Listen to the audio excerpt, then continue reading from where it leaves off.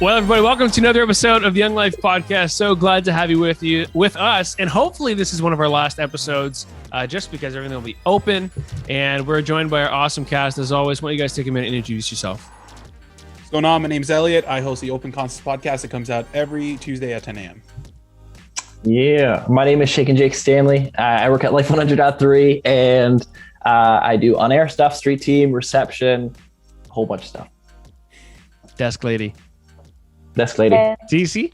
I'm Jordan, also known as TC, even though that's not my name anymore, but it's just my name for life. Mm-hmm. And I'm joined here today by my lovely puppy, Suki. She's just really cuddly today. So 10 out of 10. Well, hopefully we are recording this on May the 27th. It's coming out this Monday. You're watching on Monday. But, we haven't heard any news on what's happening after June 2nd with regards to church, but we're optimistic. Mm-hmm. And we're looking forward to, hopefully after the 2nd, being able to meet together. So, of course, you can always check our social for more information. But here's kind of our game plan for the month of June. Ben and Aiden are going to be running these community nights on Monday night. So it's come, hang, very relaxed. They're going to do their small group Bible study. We just want to be together, play Frisbee, have a bonfire, just get a chance to see each other. So the Young Life community nights are going to be Monday nights at 7 o'clock, all June. Lockdown or restriction pending, and we're so looking forward to it. But tonight we're talking about, as one of our last kind of topics, is how to fight back against the COVID blues. And I think as we come out of the season that we were just in, it's a good opportunity to re-examine ourselves, do a little self-assessment of where we might be. It's funny how the more people I talk to, that they're feeling not themselves, they don't feel good, they don't feel bad, they just don't feel themselves. And so whether it's relationships or family or joy, everything's kind of shifted. I miss going to the movies. I don't know what it is. I didn't think it was that important in my life, but apparently it was very important in my life to go to the movies. And so we sit down with Pastor Craig Head. He's our pastoral care pastor here at Mapleview. He's also the chaplain for the Barrie Police. And so he works with lots of people who are just going through it. They're just going through life. And he is one of the most empathetic, compassionate people that I know. Is just an amazing person to sit down and talk with. And so we're really excited to talk with him. But before we get too far ahead, I wanted to ask our cast, what's one thing over the last 15 months, which, if you can believe it, 15 months that we've been doing this, that you have missed in the last 15 months? What's just something you've missed the last little while? I think for me, it's the movies. I was thinking about that. It's like, yeah, dude. Come on, man. You know how many times they push back James Bond? It's crazy. Gosh. Well, now Amazon bought them, so I'm hoping it might end up on streaming so I can watch it. But, actually, yeah. But I want to see it in a movie theater. Like that's I do too. It's a different experience. James Bond. Yeah, movies is big.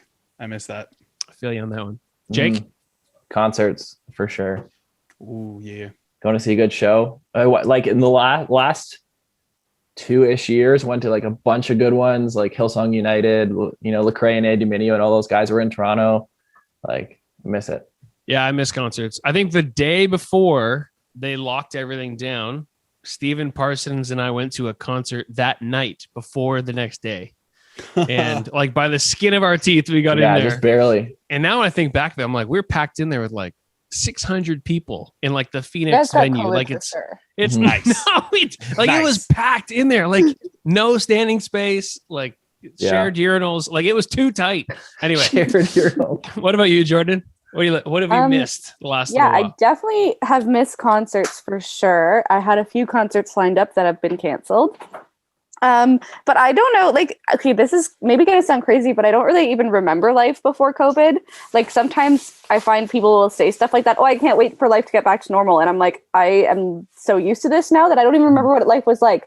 But I just randomly thought of bowling, and I didn't really go bowling a lot before, but for some reason I miss bowling. So I don't know, man. The idea of sticking my fingers in a gross bowling ball that's out now. And then eat fries. Like think of like the finger food. There's no utensils at a bowling alley. We were so gross before COVID. Like when you actually think about all the things we did, we were so gross. We did weird stuff before. You put ketchup in the holes and you dip it. Like it was just common practice back in the day. Like I just didn't think anything of it at all.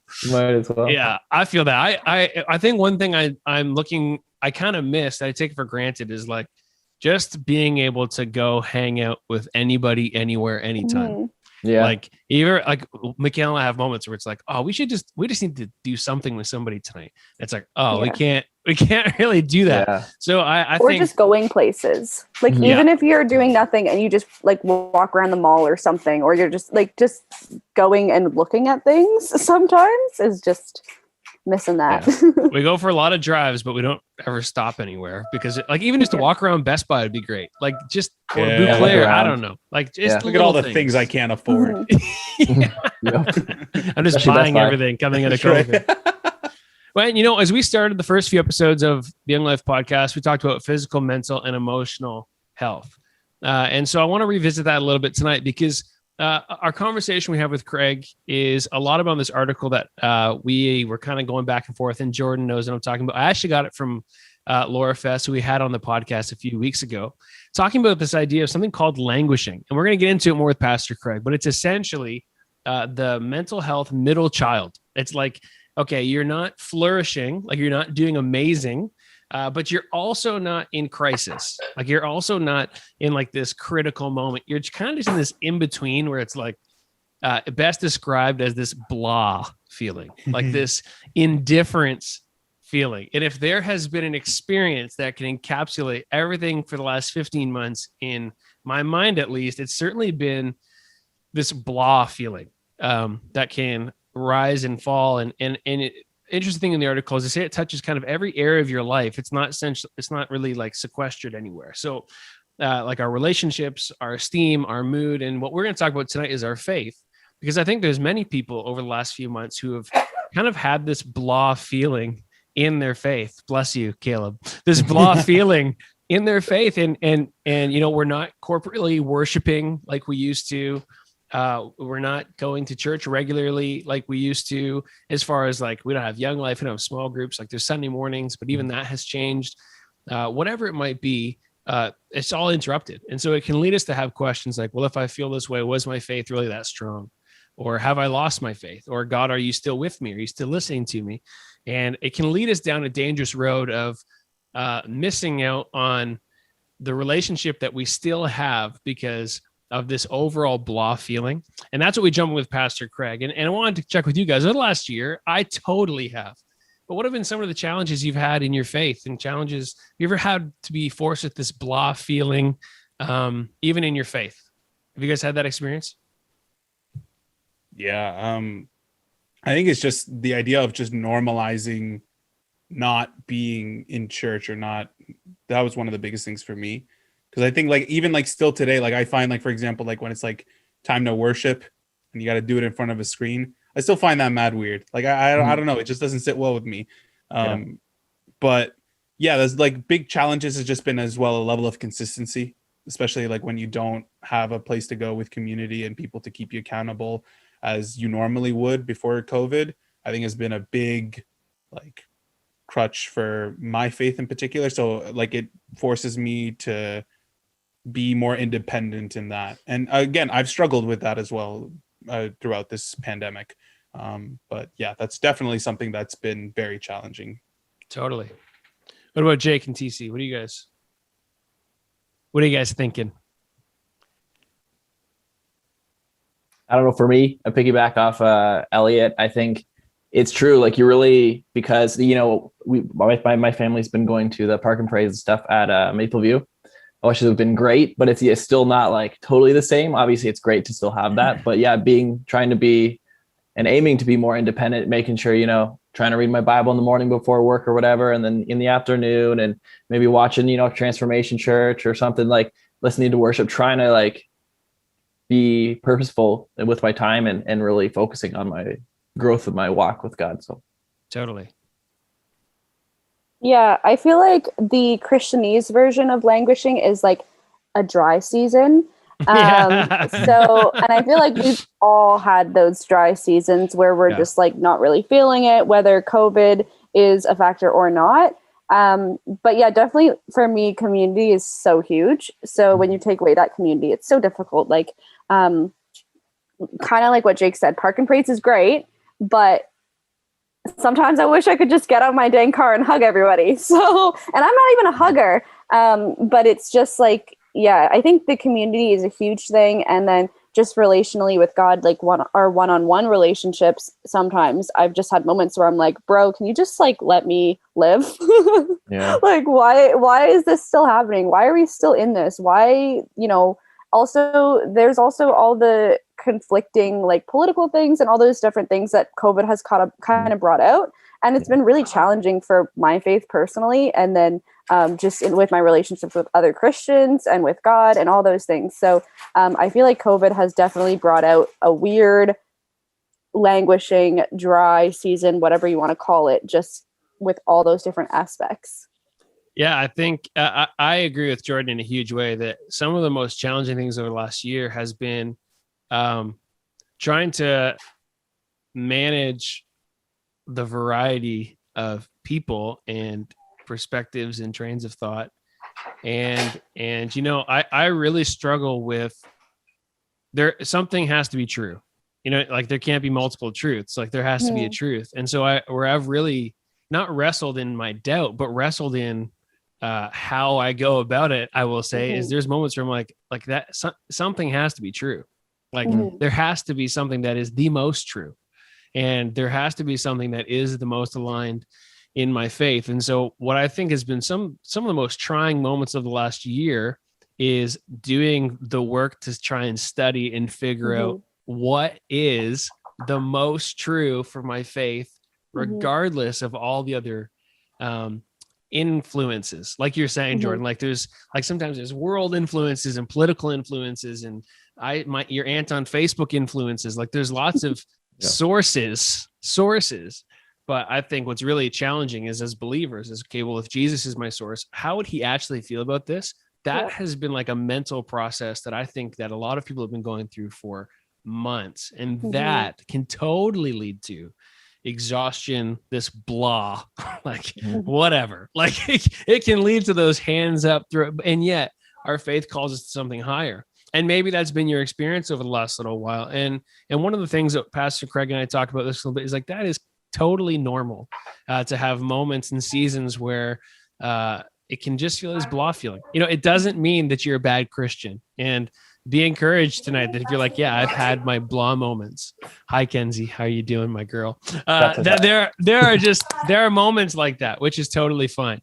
And so we sit down with Pastor Craig, and really what I want to do tonight is get some perspective on this collective issue and experience that everybody's in. COVID has touched every life, every single life, which I think is a dramatically unique experience that we as believers and we as Christians and people who belong to a faith community are experiencing. So why don't you check it out right now, our conversation with Pastor Craig. Well, today we have Pastor Craig Head joining us. He is our pastoral care pastor here at Mapleview. And today, as we talk about languishing and how to kind of get over the COVID blues, Pastor Craig is our pastoral care pastor, but he's also a chaplain for the Barrie Police Services. And so he spends a lot of time helping people understand and process their train of thought and their thought life and how it interacts with their spiritual life. And he's just got a very pastoral heart. And so he's very encouraging. He's just an amazing person. Wanted to have him on. And I really wanted to talk to him about this idea of languishing and how to get over what we're referring to as like the COVID blues, if you will.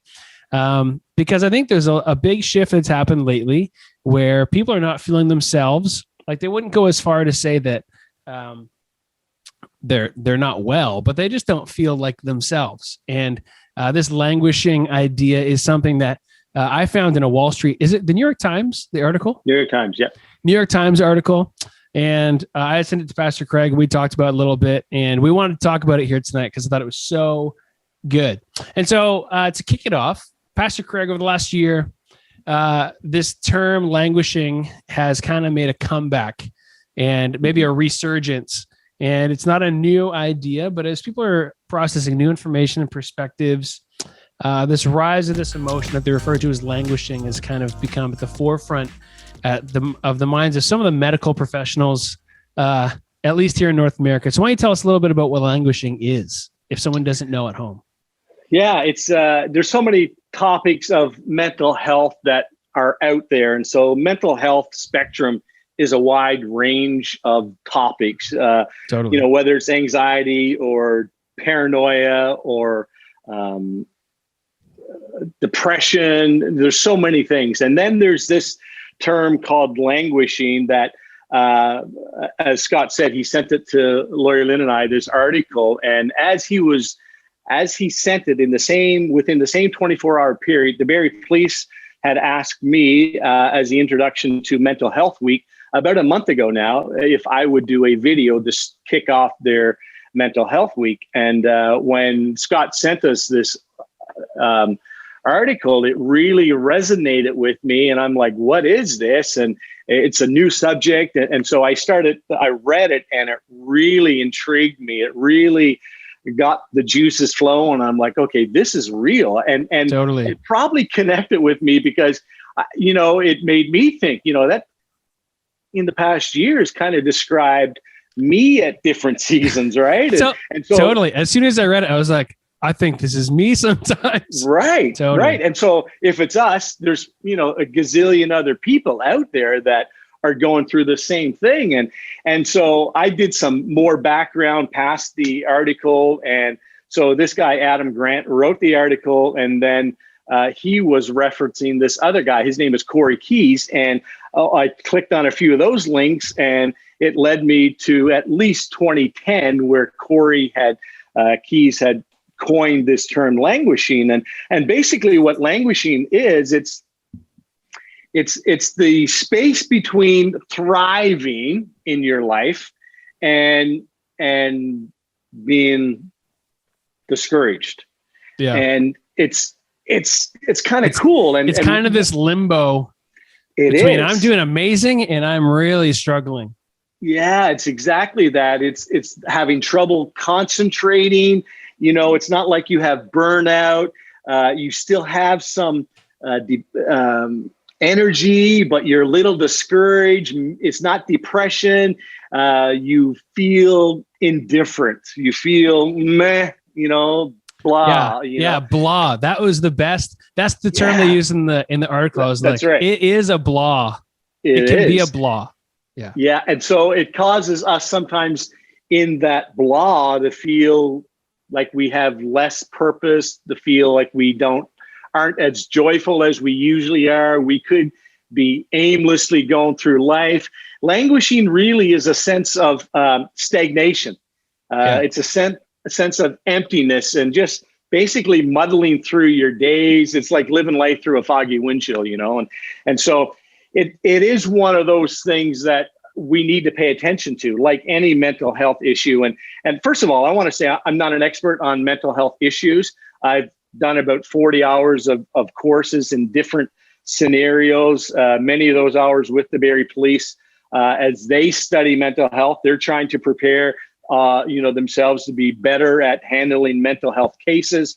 And so I was invited into one of those, or a couple of those, as well as some of the studying that I've been doing myself over the last couple of years as it relates to that. And so languishing is real. And in case I don't say it later, I want to say it now. I don't want to forget this part, is that languishing, is, if it's not dealt with now, then it becomes, let's call it, languishing is today. Well, tomorrow down the road, it could be 6 months or a year, then your languishing can very easily turn into a mental illness. And that could be depression. It could be anxiety. It could be any number of things. But the experts say if it's not dealt with, then you could end up with a deeper challenge. And so the point behind that is, let's address languishing. Totally. And it seems to find itself being infectious as far as this mentality of, I'm not thriving, but I'm not struggling in this blah feeling. It can kind of act like a coating over many areas of our life. And, I think we both are definitely on the same page. If you're at home and you have a mental health issue, there's consult an expert. We're not the experts. Yes. Right. But that being said, because this perspective or a frame of mind can have this overreaching, all-encompassing effect, it does touch on our faith. And that's really what we want to talk about, because there are challenges with this blah feeling. People feel like they're losing their joy, lack of direction, and it touches relationships. It touches school, touches work, and it touches our faith. And I think one of the challenges is when we succumb to our feelings, which is a lot of what this is talking about. This is a new sensation for a lot of people. We can begin to assume certain things about our faith and assume certain things about the maturity of our faith based on how we're feeling right now. And people can feel really discouraged in their faith and discouraged in their call. And it's not necessarily a faith issue as much as it is a health issue and an experience issue. And so maybe someone at home, you've been feeling the same way. Like, it's just things just aren't connecting. I haven't been in person. I missed that raise my hands moment in the crowd. Online church isn't connecting with me the way that I hoped it would, or maybe it did a lot better earlier, but now it just hasn't lasted, or your devotions, whatever it might be. What would you say to the person who feels like this state of mind, this blah feeling has begun to creep its way into their faith life and into their relationship with God? Yeah, that's a dangerous situation, I think. And in the mental health world, the reason why this languishing has risen to the surface probably goes without saying, that it's directly related to COVID, to the pandemic. And, all kinds of things happen. People lost their jobs. People are now home. They might not have lost their job, but they're working from home. Domestic violence went down initially, and then it started to creep up after, a few weeks, and then it got worse. And so I'm not skirting your issue. I'm going to answer your question, but mental health is, and wellness is a spectrum between flourishing on one end and depression on the other. And in the article, it described languishing as the neglected middle child of mental health. It's the void between depression and flourishing. You're just the absence of well-being. Basically, you don't have symptoms of mental illness, but you're not the picture of mental health either. And so, there's that juggling. And so we need to become aware of that. And so circumstances has brought this on this year, and now languishing, rose to the surface for all of the people that, they didn't fall into anxiety or depression or suicidal thoughts. It's just meh, it's just blah.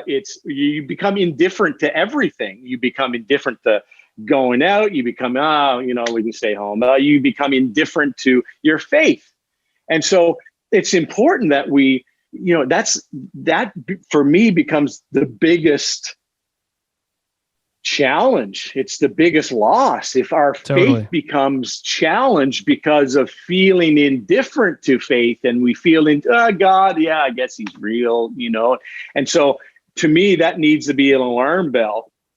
And I think it's unfortunate in the church that oftentimes negative circumstances will challenge our faith. And, negative circumstances never means that God stopped loving us. Totally. It never means that God isn't close to us, but the circumstances can make us feel, that's languishing, right? Totally. It makes us feel like God isn't there. Where are you, God? And so it's unfortunate that circumstances, it's almost like a poor understanding of Scripture. Jesus said, be of good cheer, for I have you will have trials and tribulation, but be of good cheer. And so there's nowhere in Scripture that says, things are going bad, God's withdrawn his love for you. And so we need to have that understanding so that when, challenge hits us, God still loves us. If we get a cancer diagnosis, God still loves us. If we get a promotion or a raise, God still loves us. It shouldn't be based on circumstances. And so I think we need to be aware of the way we think. and how we are thinking and processing it. So if we automatically go to, and I'm saying this because of COVID, if a circumstance challenges our faith, then we definitely need to draw close to God. We need to get understanding. We need to dialogue with somebody. Yeah. We need to say, hey, Scott, I don't understand this. This is happening. Does this mean God doesn't love me anymore? Yeah, and it can be easy, and I think there's it can be easy to feel like God has pulled away. I think that's the felt need sometimes, is because I'm feeling like this, obviously God has pulled away. And yet, I think we know that's not true, but our experience can say that is true.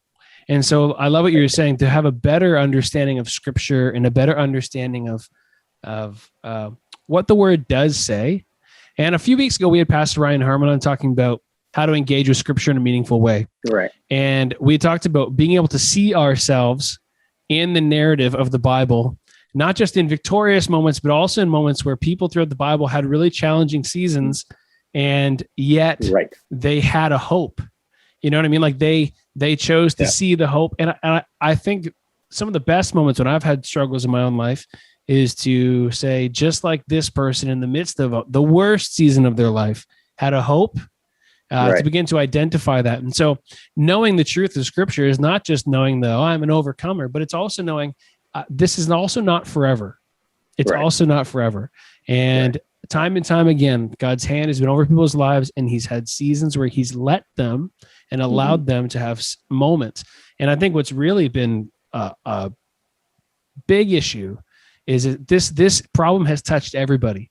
Exactly. And I think we have to recognize that and let yourself off the hook a little bit to go, this has touched everybody. Everybody has this collective moment of having to combat and push back, blah, frustration, not feeling heard, not feeling understood. It's a collective problem. So as much as it's personal right now and personal in our faith, to understand it's not just you. I think there's a comfort in that. That's good. And I think people, when you start to talk to someone about it, they go, oh, I know exactly what you're talking about. And that's why, that's even when I read the article, I was like, this is it. I was like, I felt like this. And every time I read down the comments of the thing, everybody's like, this man gets a raise. It's totally where a lot of people are at. And so let's not just take it laying down. How can we be proactive? How can we be people who are intentional with both our mental health and our faith life to say, I want to push back against moments like this, or I at least want to set myself up to endure and really chart a course forward. What are some things that we can do? What has worked? Maybe what hasn't worked in your own life? Yeah, that's good. And I think all of these things are kind of what we just said about knowing the Word, understanding that circumstances isn't God withdrawing from us. And as you're talking, I was thinking about Job. It's like, oh my goodness, what better person to describe circumstances, but yet he trusted God. And so the next thing that I would say, because this has been one of my passions for at least 25 years, if I were to be thrust into a last minute speaking engagement, the first thing I would go to is our minds. And I had talked to you about this before about, I am so passionate about our minds, and it's our minds that literally lead us. And so several years ago, I became aware of, there's one particular time where I became aware of how I was feeling. And I'm like, what is this where's this coming from? And I realized it was for a 15-minute drive into the office that I was thinking about a situation and about something that somebody had said. And then by the time I got to the office, I'm all worked up and I'm freaking out, what's going on.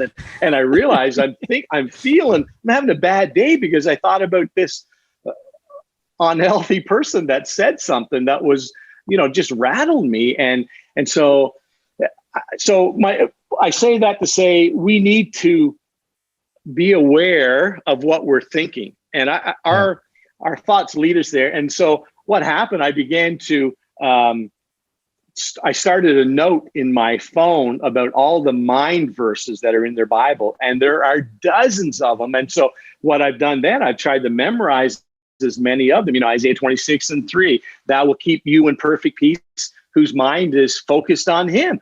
And then there's so many, Philippians 4:8 talks about whatsoever things are of a good nature, excellent, praiseworthy. What does it say? Think on these things. And so over and over, I'm like, wow, the Bible talks a lot about our thoughts and what we're thinking all day. And so I think we need to be more self-aware of the kinds of thoughts that we're thinking. Our thoughts become our words become our actions. And so we need to be recognizing those things. Proverbs 23:7, as a man thinks, so is he. Who you are today is a direct result of what your thoughts have been. That's biblical. That's not Craig. As a man thinks, so is it. Here's the deal. And this is one of those, I think, tweetable, and it's not my own. I wish it was. One of those thoughts. Your life will always move in the direction of your strongest thoughts. Yeah. And if you understand that, and so basically the direction of your life today is what you've been thinking about yesterday. And so if it's a negative day that you're living, well, what was going on yesterday? What was going on 6 months ago? Your life is going in the direction of your thoughts. And I believe that very strongly. And can I go off here? You got something you want to say? Because I want to. Well, I think it's funny, not funny. I think it's a good reminder how often in Scripture Jesus talks about forgiveness, which forgiveness is really one of the strongest things for clearing our mind. To let go of it, to walk away from it, to be without it. You know what I mean? To just and to reset and recenter our thought life in a huge way. Second Corinthians, I was looking up 2 Corinthians 10:5, just as you're saying, we destroy every proud obstacle that keeps us from knowing God. We capture their rebellious thoughts and we teach them to obey Christ. And when you're saying you said it early, think about what you think about. If we want to be intentional, we have to take inventory and be self-aware enough to go, got to be aware. This is what I'm thinking about. This is what I'm thinking about. And so what do I do with that? Where is that coming from? Right. How does that start? What's setting me off here? I love the dialogue with yourself in the car. Okay, what is really setting me off? Because I think it's true. We get worked up, and people are more worked up now than ever. And what is it really? And can we capture that thought? Take the good, give it to God, do away with the worst parts of it. Totally. For our own health. Exactly. And so just to, connect the dots here, what we're talking about now, this all feeds into the languishing. Totally does. And so if we connect all of the dots that, okay, we can change that. It's almost like a simple cure, if you will, that we take Scripture and say, okay, I'm going to take every thought captive. I'm going to make it obedient. If this isn't a thought that's honoring to God, then, we don't let it take up real estate in our mind, right? It can't take root. And so we got to do that. So last week, I have dozens of verses in my mind folder in my phone. And last week I heard a verse that I'd never, ever considered. And it's in Mark chapter 5. Jairus' daughter is sick. Jesus said, okay, let's go see her. On the way to Jairus' daughter, who, by the way, dies later in the story. But on the way there, a crowd starts following Jesus to Jairus' daughter, where she is sick.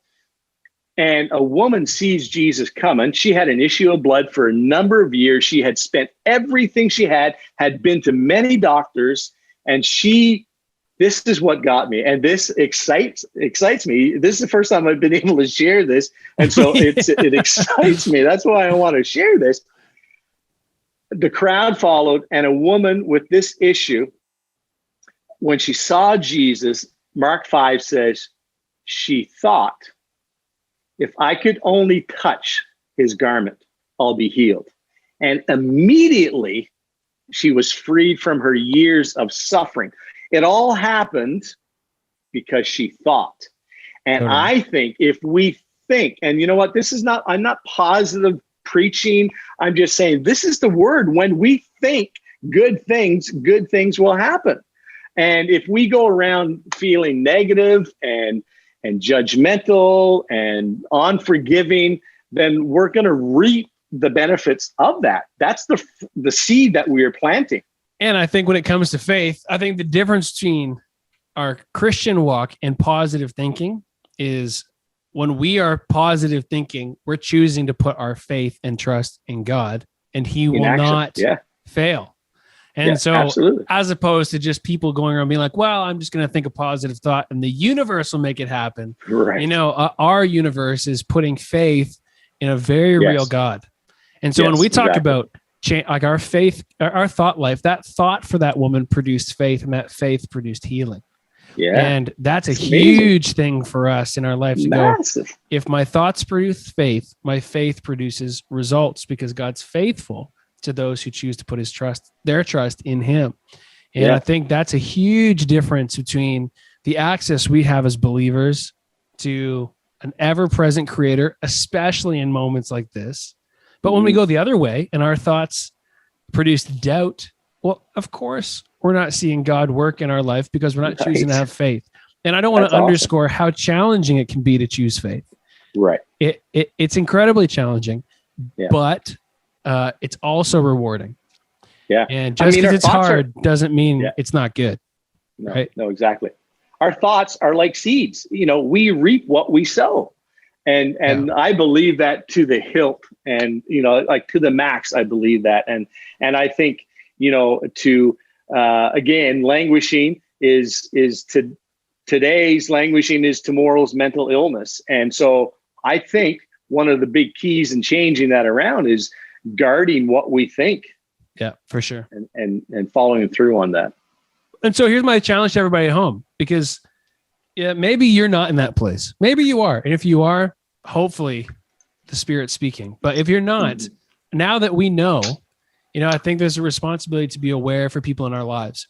And so one of the biggest thing that it can be in helping someone come through this process is having someone to talk to, and someone who understands, and someone who's going to help plant those seeds with you. You know what I mean? Like that they spur you on. I used to say, like, Pastor Jason, we've had on I've had a few times now. He always used to say, like, you'll know your friends because they're going to let you vent, but they're also not going to let you stay there. And I think this is a season where being present in someone's life and kind of helping them through this process and this collective blah is, hey, I'll hear you out, but I'm also not going to let you stay there. And I'm going to walk with you and work with you. And I love that idea of, okay, so we're just going to plant some seeds of faith here, even in our conversation. Hey, I know you feel that way, but we're going to try it. We're going to believe, and we're going to speak faith to say, okay, well, God, I need you to figure it out. I need you to change. I need you to come through. Yeah.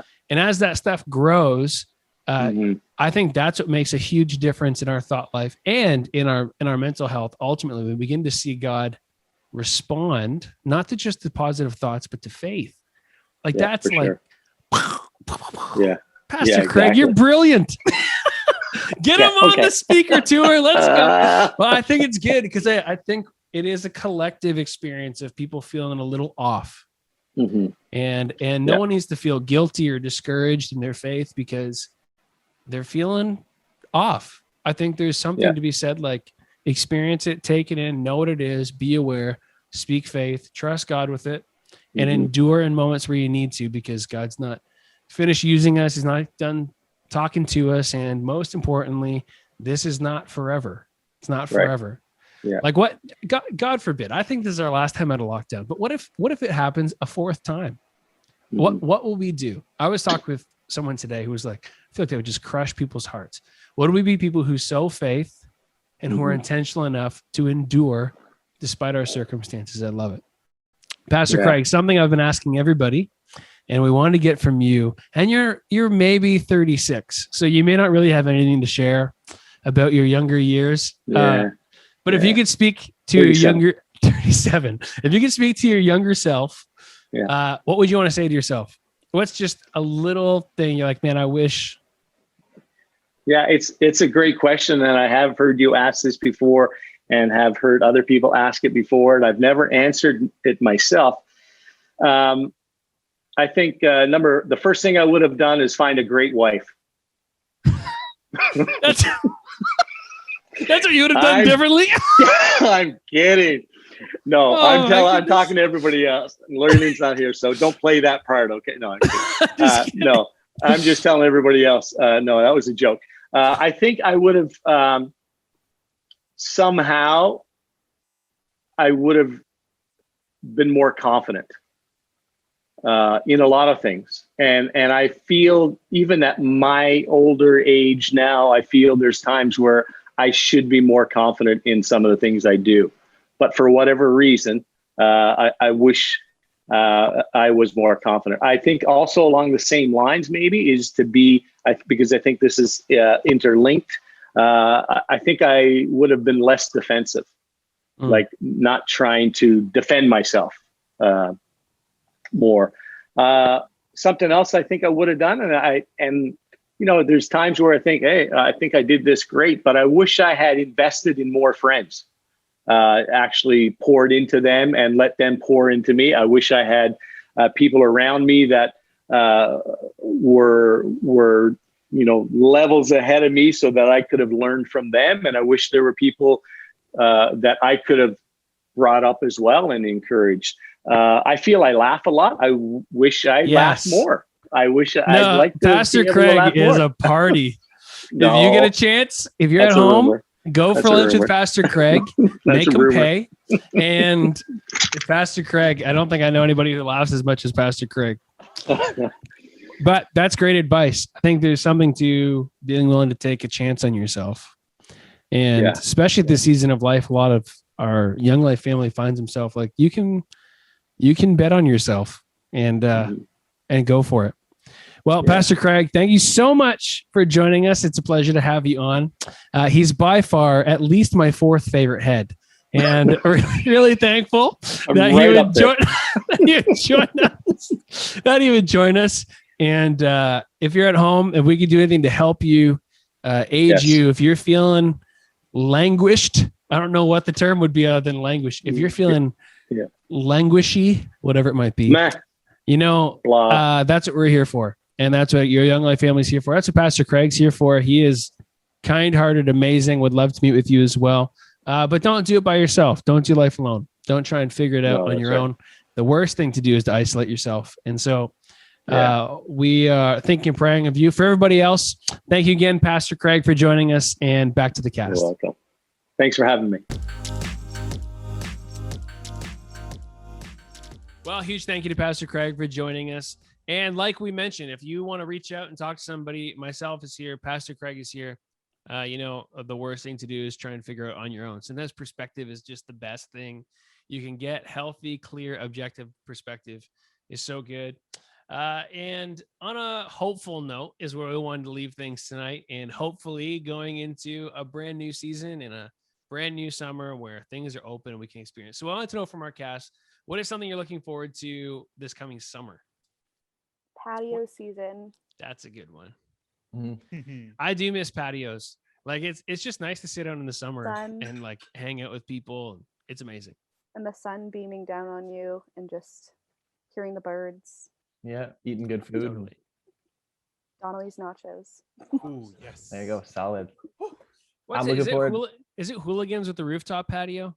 Yes. Yeah. I feel like I just need to go there for the view after all this. It's really I just need to go sit up there and look around. And anyway, Jake, go for it. What are you looking forward to? Bonfires. That's a good for one sure. too. Like not last summer, summer before, I went to the Molinero's house. Shout out to them. They have a huge property. We used to have like bonfires all the time and stuff, make s'mores and hang out. It's good. Yeah, I feel that. True. I think for me, definitely going to the beach. Listen, I've become white indoors. I'm losing my color. Just put our cameras next to each other. Welcome to the club, buddy. Listen, I want my hue back, okay? I need my shade back, so we're going to the beach. I'll come stand beside you to make you feel better about yourself. Thanks, man. I appreciate that. Yeah, totally. What I'm looking forward to. I'm looking forward to hitting up all my friends with boats. That's what I'm looking forward to the most. I don't know. Like I love getting out on the water, or even just going swimming. Or you know what I didn't do last year that I love to do is like cliff jumping. Ooh, yeah. You guys cliff jumpers? Like I just like We being in the cliff Done water. it a jumping couple off the times. cliffs last year, babe. Good No, I don't cliffs, think we did. big cliffs. That's what Yeah. I want. Like I Yeah. thought you said you wanted to hit your friends with boats. I didn't hear. no. that. Hit up I my was like, friends. Hit that's up what my I friends. I want to hit Like, all my no. friends with boats. Bro, it's not that deep. I've seen Didn't that. see It's my not friends pretty. for 2 years. I gotta kill Gonna him. hit them all. Yeah, good cliffs. If you know any good cliffs, send me a DM. I'm totally serious. I'm gonna take Chase and he's gonna pee his pants. It's gonna be great. I just love the experience of like you stand on the edge and no one wants to jump, and then you finally jump, and then you just don't want to stop. It's amazing. Anyway, just amazing things. And we hope that this summer you guys have something you're looking forward to, and people that you're looking forward to experiencing this summer with. And you can always do that here at the Young Life. We have our community nights starting all of June, restrictions pending. Monday nights at 7:00. It's going to be awesome. Just come hang out. It's totally no pressure and just to get a chance to hang. And I think that's what we need right now is just people and no pressure and just enjoying being together because it's been too long. And so why don't you join us Monday nights at 7:00? We'd love to have you there. Of course, check our social at theyoung.life for everything that you need and all the information that you need. And I promise Jordan will bring Suki, which is I'm watching Suki in the corner of my eye the whole time. But thanks for joining us tonight. And we'll see you guys hopefully in person next week at the Young Life.